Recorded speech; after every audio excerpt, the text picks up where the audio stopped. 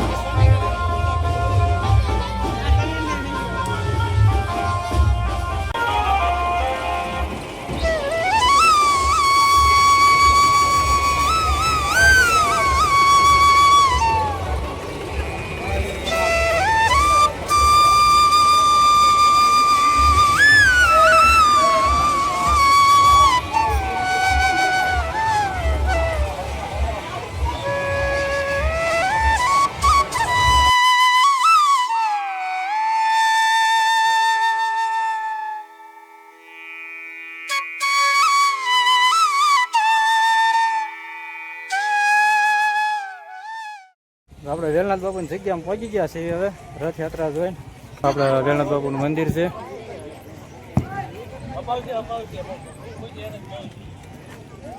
અને આપણા જયેશભાઈ, જય વેલનાથ જયેશભાઈ.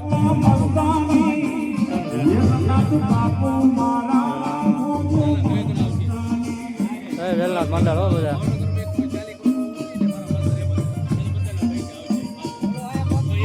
અને આપણા મંદિર છે વેલનાથ બાપુનું.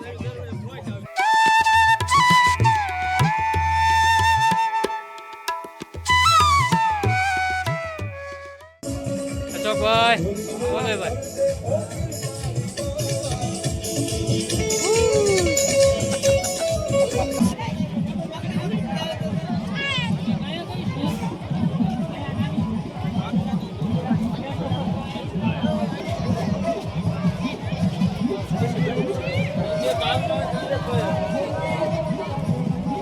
વેલનાથ બાપુની રથયાત્રા આપણે જગ્યામાં પહોંચી ગઈ છે.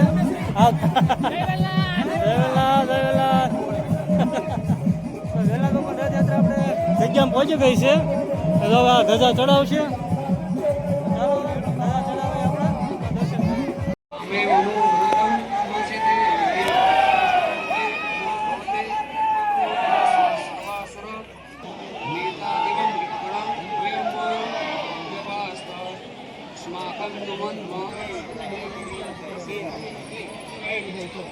अर्चिता जगता भक्ति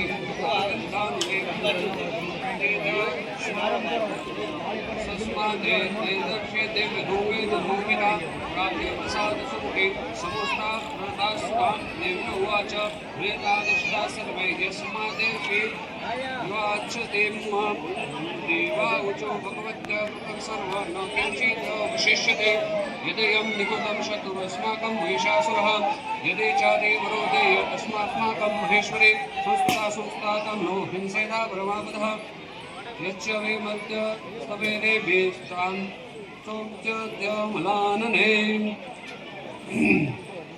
तस्य वेदादेवे देवदारा सम्पदं हृदयस्मत् प्रसान्नात्मं भवेता सर्वदाम्बिके ऋषिर्वाच.